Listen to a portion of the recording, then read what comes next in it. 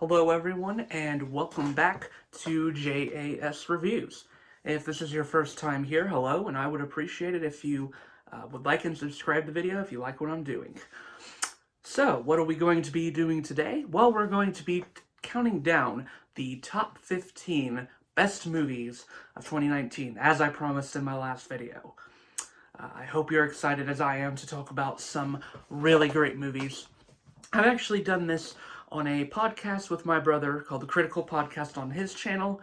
I will link that in the description below if you want to hear some more extended thoughts in that format, because my thoughts are much longer there. And I'll try to keep it a little shorter here so as to not make this video run on too long. 2019 has been a great year for film. I don't think there's any denying that, honestly.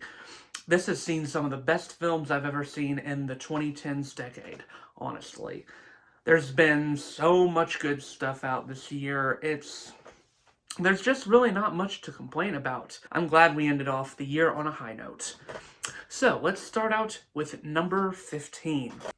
And my number 15 pick is The Irishman, directed by Martin Scorsese. But what I really liked about The Irishman is that it's a little bit different from some of his other films. Although this one does have some of his trademarks, like all the big mobster violence and even typical actors that he uses, such as De Niro especially, it really doesn't ever celebrate gangster violence throughout the movie. I mean, his other movies haven't celebrated it either, but I think this one is a much more pointed commentary on it.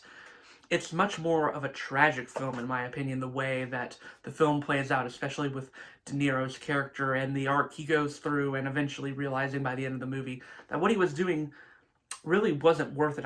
And yeah, the performances are great throughout this film. De Niro really does well at going through his character arcs.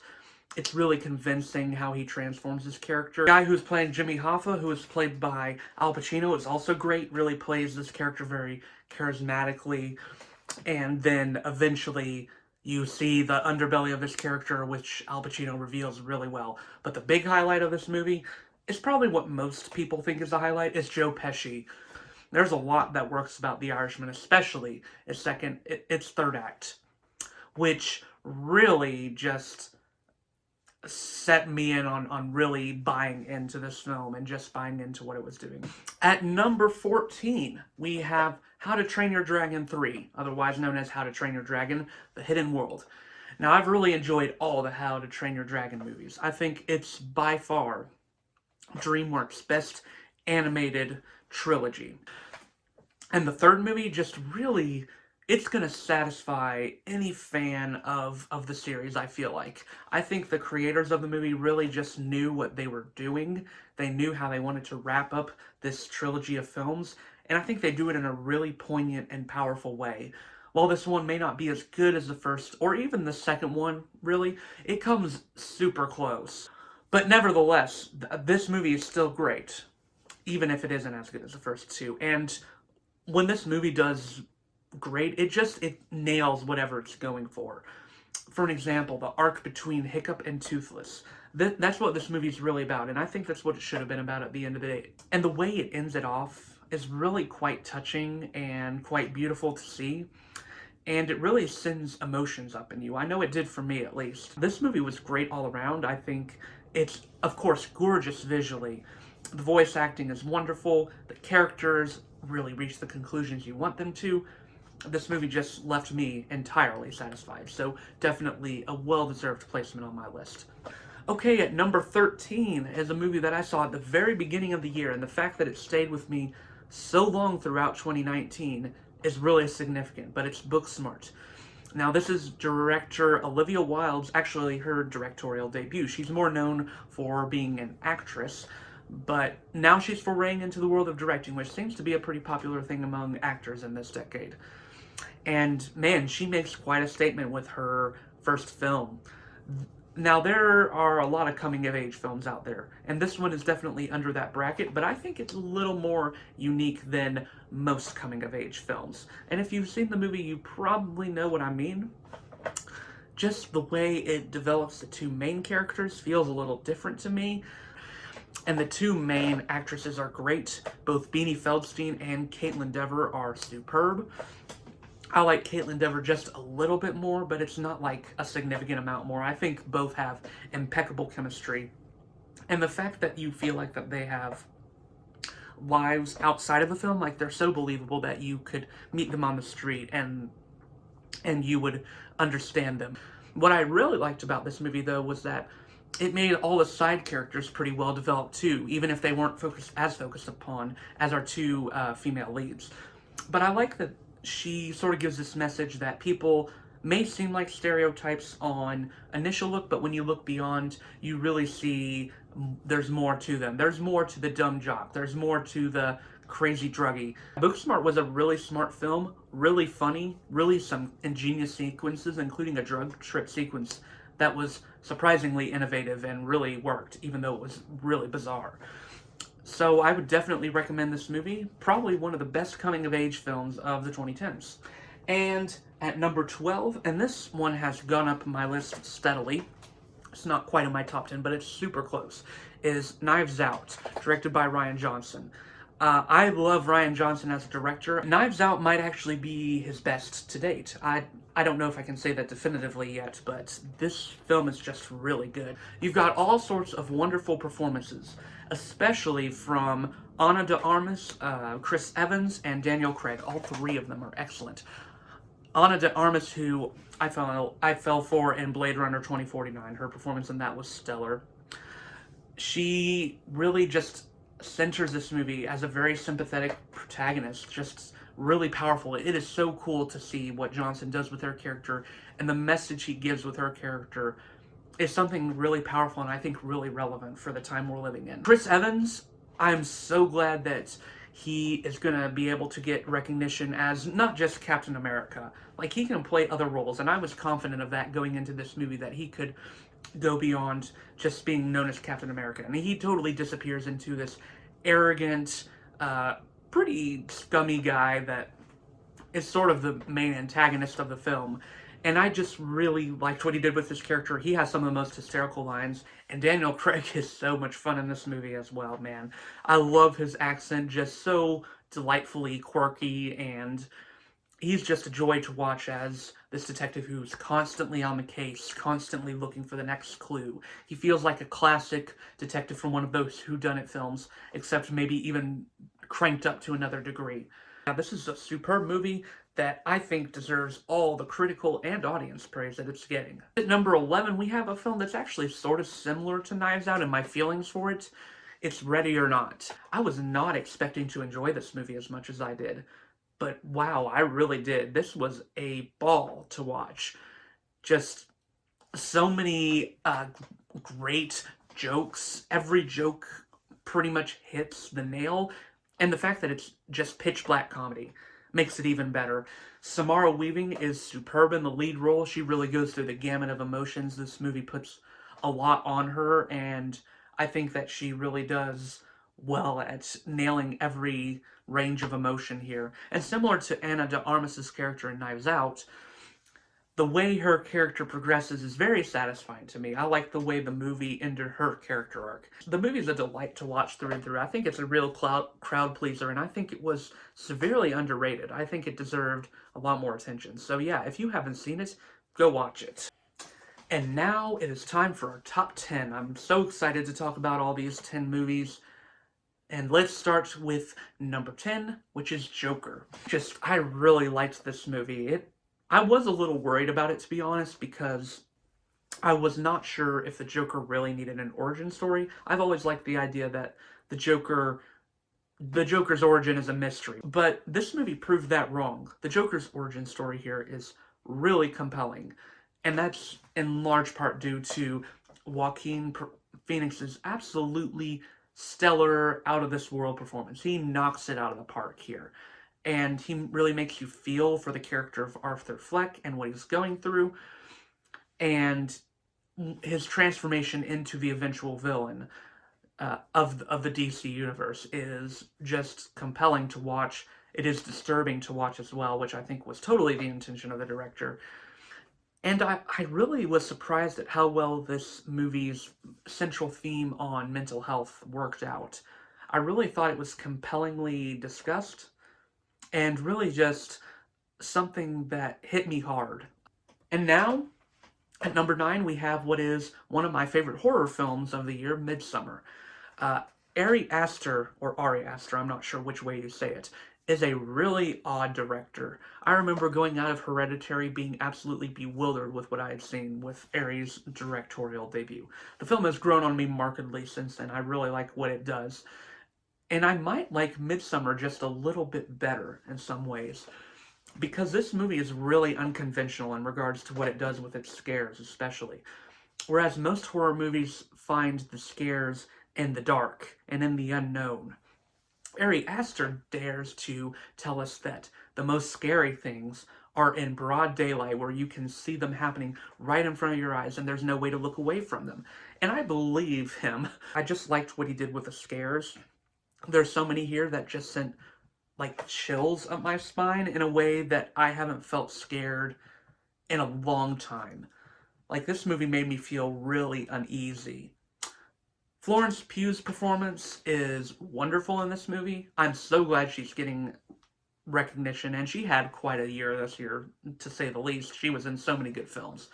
But this might be my favorite performance of her this year, and mainly because she, similar to Samara Weaving in Ready or Not, just has to go through so many things, and I just really liked how she presented this character's arc of going through grief as well as going through her relationship issues. Because I think at the center of this movie is a really compelling commentary on how relationships can be toxic or helpful. And sometimes we don't really realize which ones are which. All the other actors in this are great too. I really liked Jack Reynor playing Pugh's boyfriend. He has an odd and very tough arc to nail, but I think Reynor really does it well and just really makes the audience feel for him in odd ways, even though he is one of the more scummy characters of the movie. And of course, the cultish characters that the characters are getting scared by, they're extremely unsettling to watch. This movie was entirely unsettling, and effectively so. And I enjoyed every minute of it. The beginning and ending moments are two of the most memorable moments of any movie this year. So yeah, I definitely recommend Midsommar if you're looking for a horror movie that is unconventional and different. At number 8, we have Avengers Endgame. I was so satisfied with how this concluded the Avengers saga. The first and third act are enough to sort of forgive the slightly messy second act, especially that first act. I was surprised with how much I enjoyed it. But I think the reason I enjoyed it is because everything is just silent for a time. The characters are just sort of reminiscing on the way things were and how much they've lost and how they need to fight back, but they aren't sure they can because of just how much of a toll all these losses took on them. And then there's, of course, the incredible third act where everything goes haywire and there's this incredible fight. Probably the best action scene of any of the Marvel movies. I think this movie just nails so many characters' arcs. I think it does well with Iron Man, especially. Robert Downey Jr. gives his best performance of his career, probably. I love what it did with Captain America. I just think this was a great way to end off what is one of the biggest movie events of all time, one of the biggest movie series. And I'm more than satisfied that this movie is the number one money-making movie of all time right now. I think it's a good one to have that position. And you've probably seen this movie, but if you haven't, I think you'll enjoy it, especially if you've been waiting for that satisfying conclusion to the Marvel series. You'll get it here. At number 7 is a movie that pleasantly surprised me, probably my biggest surprise of the year, but easily the most satisfying surprise of the year, and that's Toy Story 4. Man, I was worried about this movie, and I'm sure I wasn't the only one. There was one thing that was clearly missing, and I didn't even think about it. It's Woody's internal character arc. Sure, he got left behind by Andy, and he accepted that. But in this movie, he has to accept something else that I think is so important, that he needs to move on. I really liked that arc that he went through. I thought it was really beautiful and pretty emotional, and I like that they made Woody grow up with with the audience. I'm not as huge a fan on what they do with Buzz. I think it was sort of disappointing that they relegated him to a really inconsequential, almost C plot, if we're being honest. But they make up for that with Woody's arc, as well as making Bo Peep a much more interesting character, in my opinion. And there's just so many great side characters here, too, like Kaboom, played by Keanu Reeves, is a lot of fun to watch, and Key and Peele's stuffed plushie characters are super hilarious.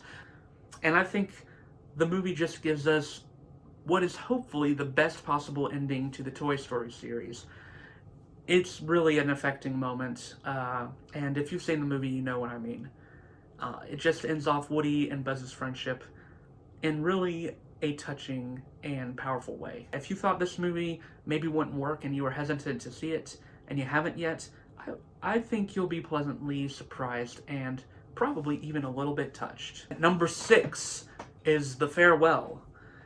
This movie was definitely one of my top anticipated films of the year. When I saw the trailer, it looked really intriguing about this grandmother who has cancer, but she doesn't know it. The rest of the family does, and they decide not to tell her. And I really like how that sort of spurs on this commentary on different cultures and different generational gaps. And I appreciate that the movie says that neither view is necessarily wrong. Like, we understand why the elders think that they shouldn't tell the grandmother, and we understand why the younger generation of the family feels so wrong about not telling the grandmother that she has cancer. And the film makes you love the characters equally, even though they have different views, and I think that's a really powerful and really heartfelt thing for this movie to do. The grandmother is an absolute delight to watch, just the embodiment of optimistic and loving and caring for everyone around her. It was easy to love her, and it made you feel all the more heartbroken that it was her that had the cancer. And the other characters are great too. The way this movie just progresses is really incredible. I love how it balances so well between its comedic moments and its more dramatic moments, so that it can give you levity when it needs to, but also give you those emotions when it needs to. The Farewell, just a all-around great movie. It really got robbed of Oscar nominations, in my opinion, and Golden Globe nominations. I really think that it deserved a lot more than it got, but I'll just be satisfied that I know that this is a great film, and I will be appreciating it for years to come. Now into our top 5, we're really getting up there. At number 5 is a movie I actually just did a review on, so I'll keep this one brief, but it's Uncut Gems. Yeah, this movie made its way up on my list. And you might call it recency bias, but I feel pretty confident with my placement because this movie it pulled me in. The Safdie brothers just knew what they were doing with this film. They knew how to pull the audience in and just toy with their emotions. They had you so easily.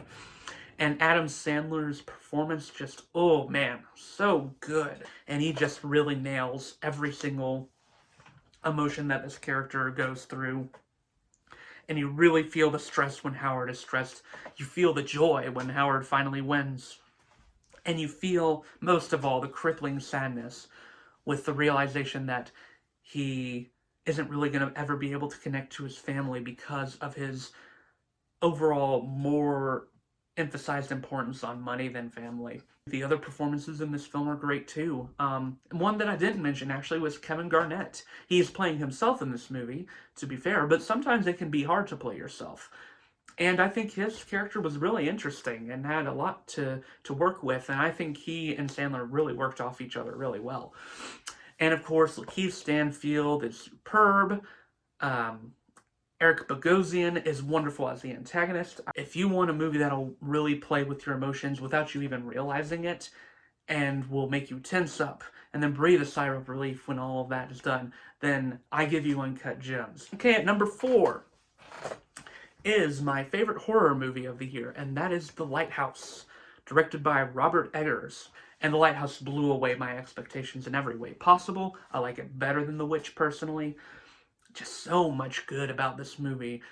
I mean, the most primary and obvious is the two lead performances by Robert Pattinson and Willem Dafoe. Like I've said before, I used to think Robert Pattinson was not a great actor, but I only judged him by one movie.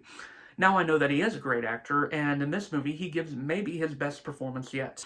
And then you've got Willem Dafoe, who is chilling in this movie. Just what he does with his performance is incredible. Visually, man, visually, this movie's so good. I think the black and white and the aspect ratio was an inspired choice because it makes everything feel so contained and just so tense. And the black and white really gave Eggers some creative vision to do with the lighting. There's a lot of great intense white light moments, and then when the film needs to get dark, you can really feel the contrast.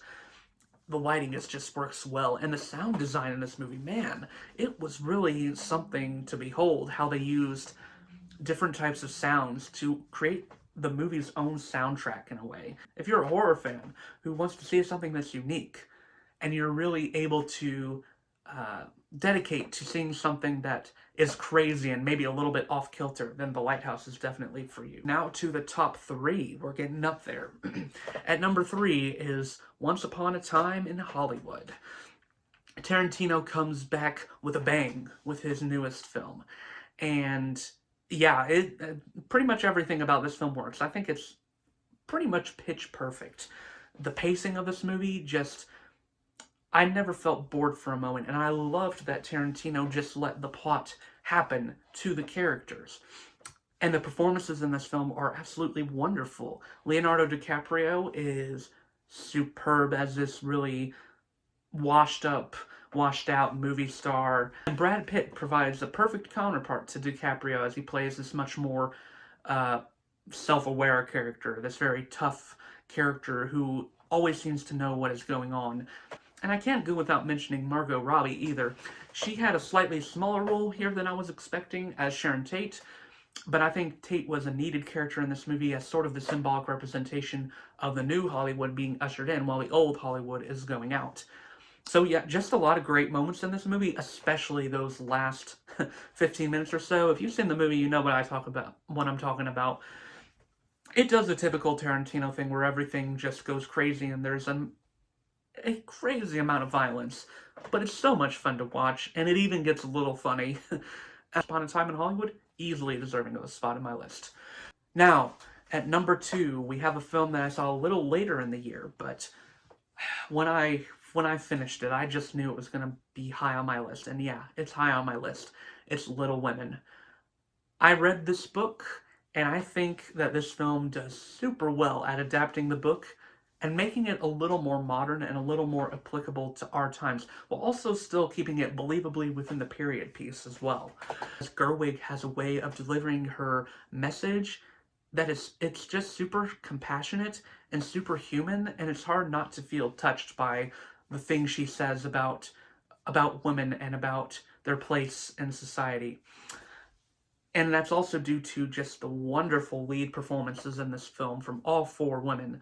Saoirse Ronan, once again, gives a superb performance, much like in Lady Bird, which was also directed by Gerwig. You feel her for every single thing she goes through, and her ending monologue about women and love, one of the best lines of any movie this year.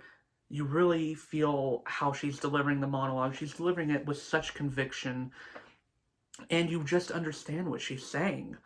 The other performances on this film are also great. Florence Pugh, once again, absolutely superb. I think she does the best at nailing both her adult performance and her child performance. She has to play a 13-year-old, and I think she does really well at it. There's some moments where in her younger self she's really hysterical.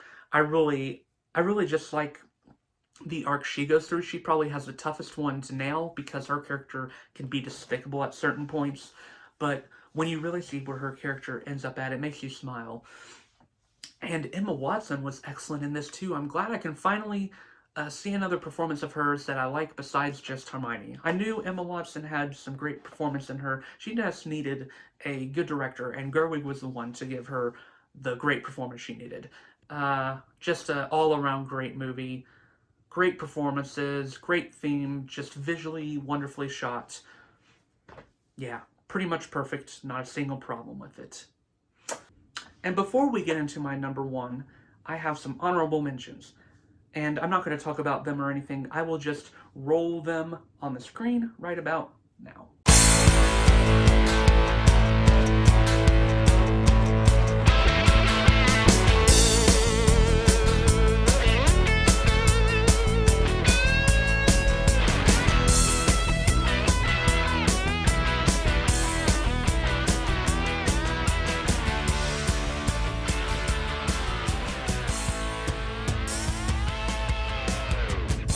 Okay, and now that the honorable mentions are out of the way, it's time to talk about my number one pick. And I'm sure I'm not the only one that's going to have this number one pick. In fact, I know I'm not. But what other movie really deserved number one besides Parasite? I mean, man, talk about a masterpiece of a film. I've known Bong Joon-ho for other movies such as Snowpiercer and The Host. I love both of those movies. Both of them are excellent. I think he's an impeccably good director, probably one of the best of our time, but Parasite is easily his best film. No holds barred. And yeah, there's so much to talk about with this movie. First of all, the commentary on class divide is absolutely wonderful.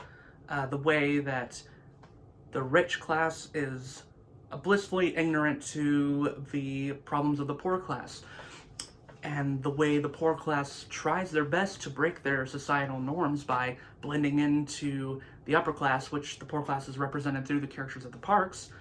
But as the Parks are trying to get into the upper class, I mean, inevitably it turns against them because that's unfortunately how the system works.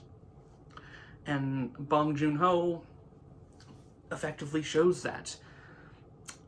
And what I appreciate about this film is that it doesn't necessarily frame either side as a villain. In fact, the title sort of has an implied question mark on it. You feel sympathy for both families. You feel sympathy for the Park family, and you feel sympathy for the Kim family. And it's mainly because of all the compelling performances here. Every performance, every single one in this film is absolutely superb. My favorite is probably Soon Kyun Lee as the brother of the family. I'm so sorry if I butchered that name. I probably shouldn't have even said that. But I loved the brother of the Park family because he is the one who really first tries to blend in with the richer family, and just his views on things are really intriguing and sort of unconventional. And I just sort of liked how clever he was and how that continued to make his character more interesting, and him constantly trying to find ways to deceive the richer family.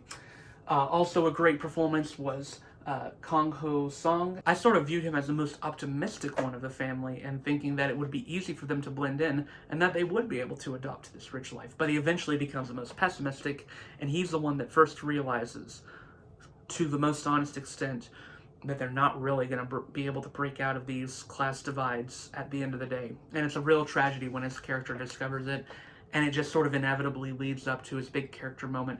You know what I'm talking about if you've seen the movie.